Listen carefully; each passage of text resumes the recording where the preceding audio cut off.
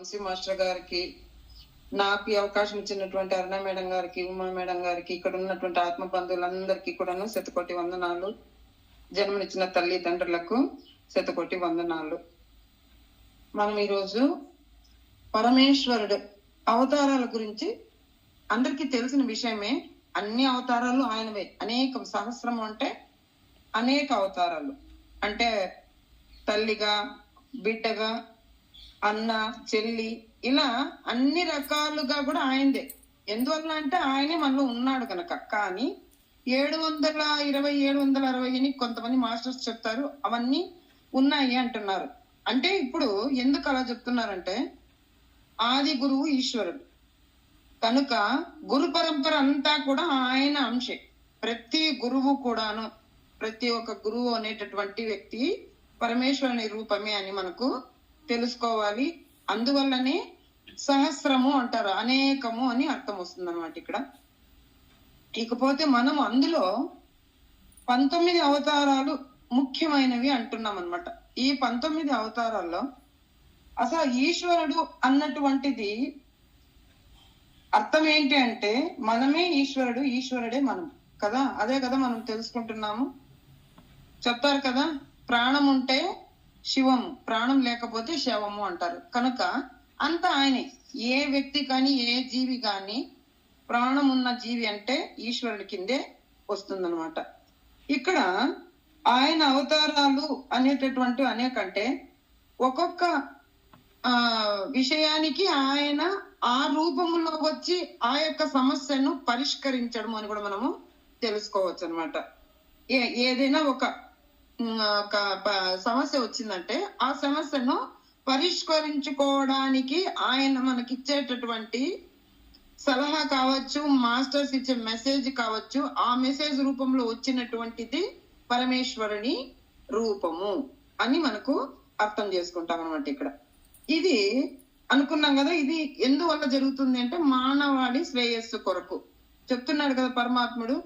ఎప్పుడైతే ఎక్కువ అధర్మము, అన్యాయము ఇలాంటివి ఎప్పుడైతే పెరిగిపోతాయో వాటన్నింటినీ అణచడానికి, వాటన్నింటినీ చేయడానికి, వాటిని మార్చడానికి, న్యాయం వైపు, ధర్మం వైపు మార్చడానికి ఒక రూపాన్ని ధరించి వస్తున్నారు. అదనమాట మనం అనుకోవాల్సింది.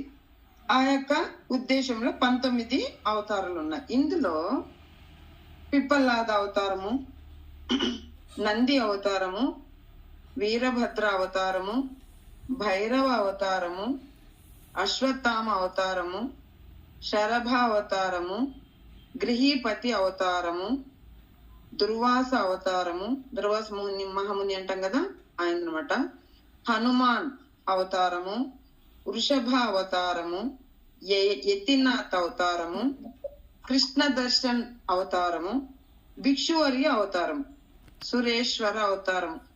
ఇకపోతే కిరీట్ అంటే లేకపోతే వేటగాడు అని, అది కూడా ఒక వాళ్ళ సంపాదనలో ఒక రకమైనటువంటి ఒక రూపం అదనమాట. ఇక్కడ సంతాన తారక అవతారం, బ్రహ్మచారి అవతారము, యక్షేశ్వర అవతారము, అవధూత అవతారం. ఈ అవధూత అవతారం లాస్ట్ లో ఎందుకు చెప్పబడింది అనేటటువంటిది మనందరికీ కూడా తెలిసిన విషయం. ఎందువల్ల అంటే ఏదో ఒక రూపంలో ఏదైనా సమస్యలు ఉంది కానీ, లేదా ఈ మానవాళిని మార్చడానికి, మానవాళిని మంచి మార్గంలో తీసుకెళ్లడం కొరకు తను వచ్చేటటువంటి రూపమే అవధూత అవతారము. ఎంతో మంది ఉన్నారు ఇప్పుడు. మన పత్రి మాస్టర్ గారు, సత్యసాయి బాబా, షిరిడి సాయిబాబా, సివివి మాస్టర్స్, లాహిర్ మహాశైలు, తర్వాత మన యొక్క ఇప్పుడు మనం చెప్పుకుంటాం కదా ముకుందల వారిది ఆయన కావచ్చు. ఇలా ప్రతి ఒక్కరిని కూడాను, ఇంకా జిల్లేళ్ల మూడి అమ్మ, మనకు మాత్రమే లింగ భేదం ఉంటుంది. ఆడవాళ్ళని మగవాళ్ళని మనం అనుకుంటున్నామే కానీ. మేడం రెడ్డి, మీరు మ్యూట్ చేసుకోండి మాస్టర్.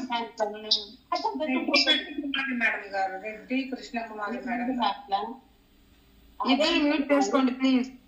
అరుణ మేడం గారు కొంచెం మ్యూట్ చేయండి మేడం. అన్న మేడం గారు మ్యూట్ చేసుకోండి. రెడ్డి కృష్ణకుమారి మేడం గారు. ఏం చేసి వచ్చారు మీరు? ఏం చెప్పిందే? రెడ్డి కృష్ణకుమారి మేడం రెడ్డి మేడం మీరు మ్యూట్ చేసుకోండి ప్లీజ్. చెప్తుంది. అన్న okay thank you. Okay madam మళ్ళీ ప్లే చేసుకోండి. ఇక్కడ అవధూత అనేటటువంటిది రామకృష్ణ పరమహంస లాగా రావచ్చు, రమణుల వారి లాగా రావచ్చు. అంతెందుకు జిల్లెళ్ళి మూడి అమ్మ, ఇలా ప్రతి ఒక్కరు ఆనందమయ్యి, ఇంకా చెప్పాలంటే సెంట్ మాత, ఆమె ఏం చేసింది, ఎంతో మందిని తన పిల్లలుగా భావించి వాళ్ళందరినీ కూడాను చేరదీసి వాళ్ళందరికీ కూడాను ఆదరణ చేస్తూ ఆదరిస్తూ వాళ్ళందరినీ పెద్దలుగా చేస్తున్నారు అనమాట.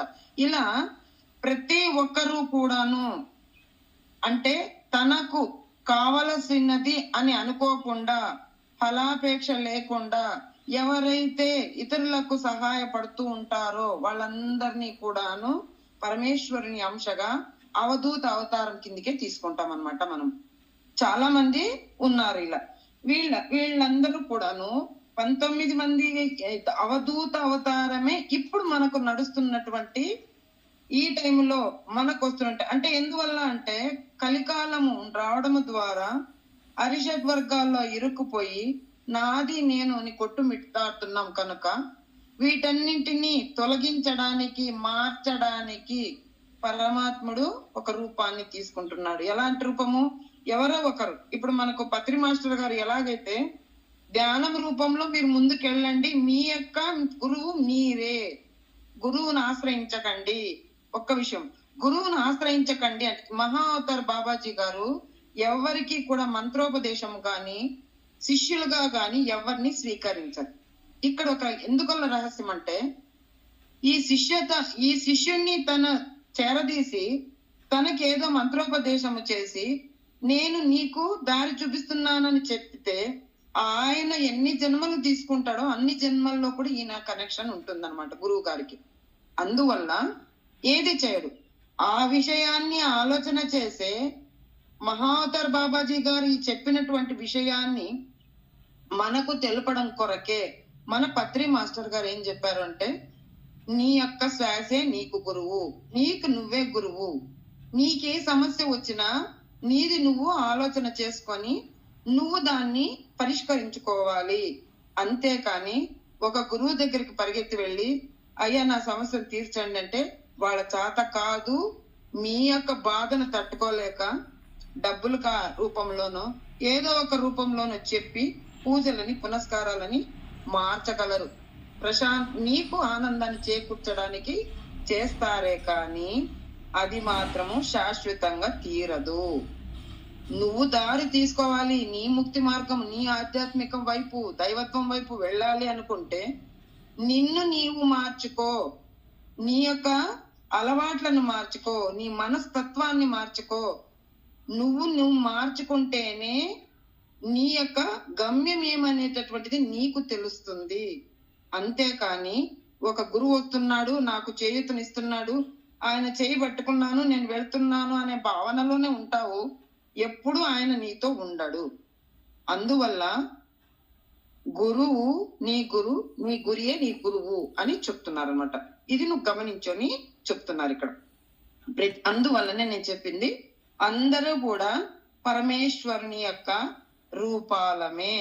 ఎందువల్ల అంటే ఇప్పుడు ఒక ఇంటికి ఒక యజమాని ఉంటాడు. ఏదైనా సమస్య వచ్చింది అంటే ఆ సమస్యను పరిష్కరించుకోవాలి అంటే ఆ ఇంట్లో యజమాని, పిల్లలు, వాళ్ళ పెద్ద పిల్లలు, భార్య అందరూ కలిసి కూర్చొని ఆ పరిష్కారాన్ని కనుక్కుంటారు. వాళ్ళ యొక్క సమస్యను వాళ్ళే పరిష్కరించుకుంటారు. అంతేగాని పక్క వాళ్ళు చేయరు. అందువల్లనే ప్రతి ఒక్కరు కూడా శివాంశయే, అందరు కూడా గురువులే అని మన పత్రి మాస్టర్ గారు చెప్పింది. మీరు మీ యొక్క పరిష్కారం మీరే తెలుసుకోండి. ఈ సమస్య వచ్చిందంటే వెనక్కి వెళ్ళండి. ఈ సమస్య నాకే ఎందుకు వస్తుంది? చుట్టూరు అందరికీ రాలేదు కదా, వాళ్ళందరికీ సమస్య రాలేదు. వాళ్ళకు సమస్య ఉంటుంది, లేదని చెప్పట్లే. వాళ్ళ సమస్య వాళ్ళది. అంటే గతంలో చేసినటువంటి దానికి వాళ్ళు అనుభవిస్తున్నారు, నువ్వు వేరే రకంగా అనుభవిస్తున్నావు. కాబట్టి నీ సమస్యకు నీ యొక్క కారణాన్ని వెనక్కి వెళ్ళి నువ్వు చూసుకొని ఆ సమస్యను నువ్వు పరిష్కరించుకో, నీకు నువ్వే గురువు అని చెప్పారనమాట. ఇక్కడ ఆ గురువు అనేటటువంటి విషయానికి మనం ఇక్కడ ఎందువల్ల అంటే 19వ అవతారానికి అవధూత అవతారం అన్నాం గనక మనకు ఈ కాలానికి పత్రి మాస్టర్ గారు, వంశీ మాస్టర్ గారు, ఇంకా చాలా మంది ఉన్నారు సీనియర్స్.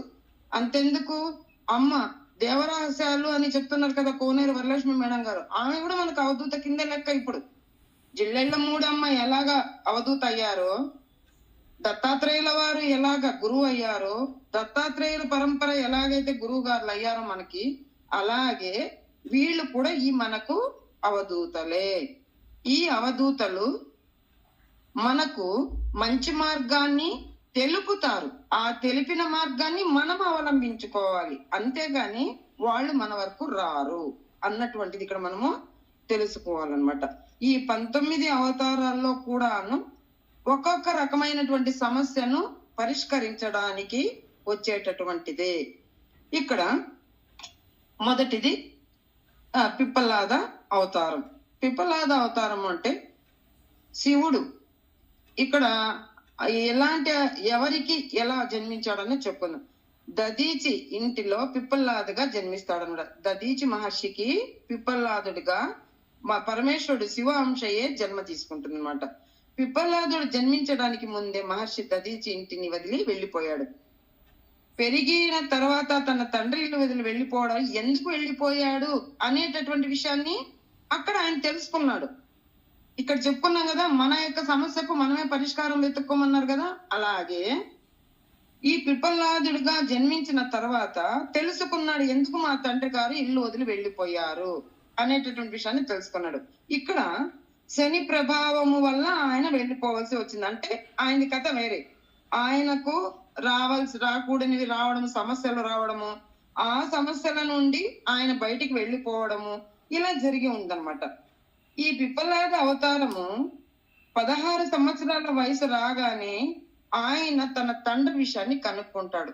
అంతే ఇక్కడ దేవతలందరిది కూడాను చెయ్యి ఉందని చెప్పేసి వీళ్ళందరికీ కూడాను చెప్తున్నారు కదా.